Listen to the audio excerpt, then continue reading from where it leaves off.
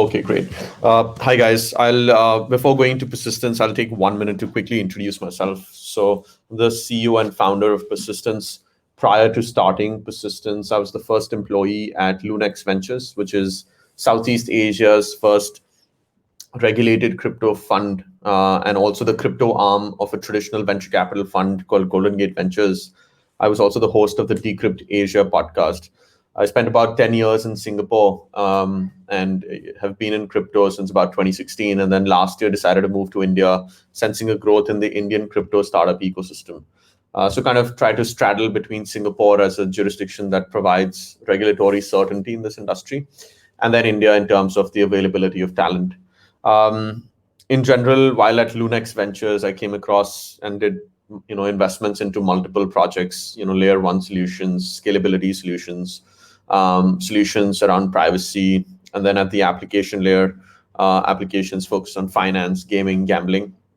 One of the things was, and again, I think this has been the narrative kind of in 2020 and early 21 as well, is how do we get institutional capital to come into the industry, and that's what Persistence is focused on.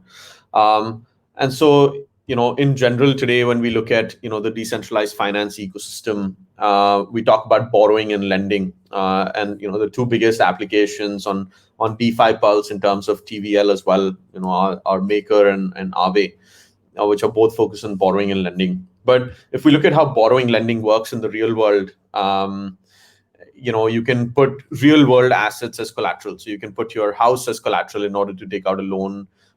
You can put your machinery as collateral if you're a business to take out a loan. But that's not how it works in crypto, where you can only put crypto assets as collateral in order to take loans in crypto. So what Persistence is trying to do is tokenize real world assets using NFTs to bring them on chain. Once these real world assets, which in our case are invoices to begin with, once they're brought on chain, then they can be traded against stablecoins, which is essentially an NFT marketplace. Today, most of the NFT marketplaces are either focused on art or gaming, but essentially what we're trying to do is push the use case of NFTs themselves. And the second thing that can be done is these NFTs can be put as collateral to secure stablecoin loans, which can then flow into the real world and finance, real world borrowing lending needs. The first go to market for Persistence is through the trade finance and the commodity trading industry. Global trade is a multi-trillion-dollar industry with 80% of all trades requiring some sort of short-term business financing, typically between 30 to 150 days.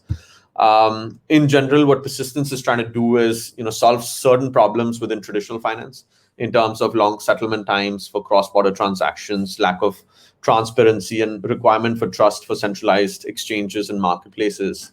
And then certain problems within decentralized finance itself in terms of only crypto assets being used as collateral, like I mentioned earlier. We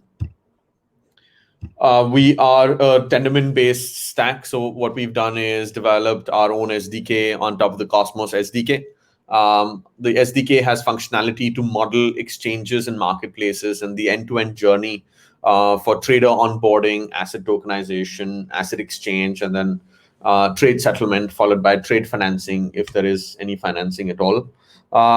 And so what we're sort of doing is trying to vertically integrate up to the application layer as well.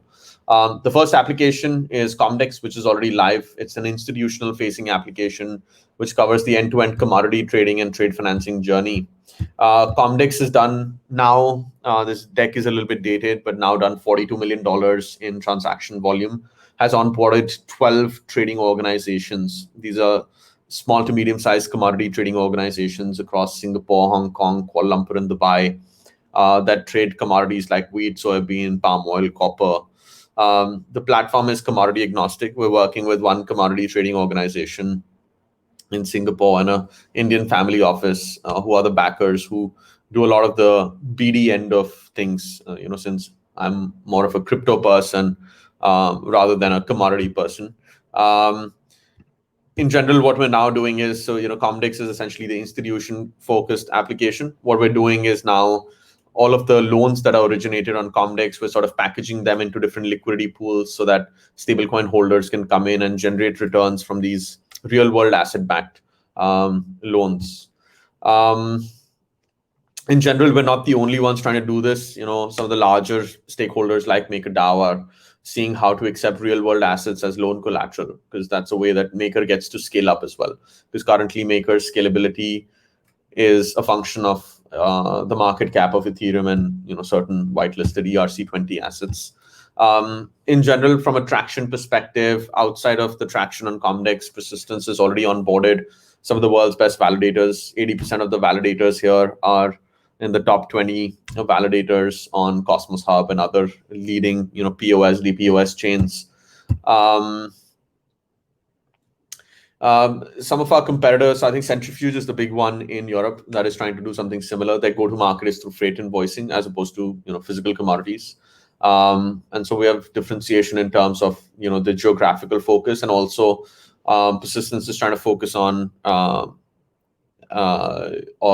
cross-border payments in addition to asset tokenization and financing. The team we're 21 people strong now. Team is entirely based in India, kind of 70% on the tech side, 30% on the business side. Tushar, we are out of time. We're out of time. Do you have a video that you want to share, or no? Not at this time.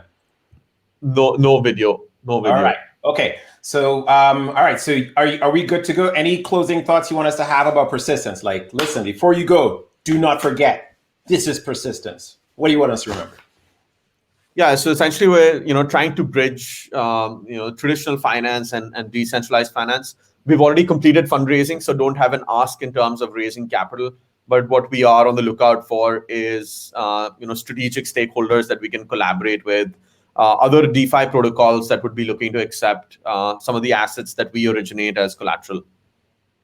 Awesome. And Persistence, what's your website again? Persistence.one. Persistence.one. See you guys at Persistence.one. Thank you, Tushar. All right. Really gone. Thank you. Awesome. Cheers. Bye.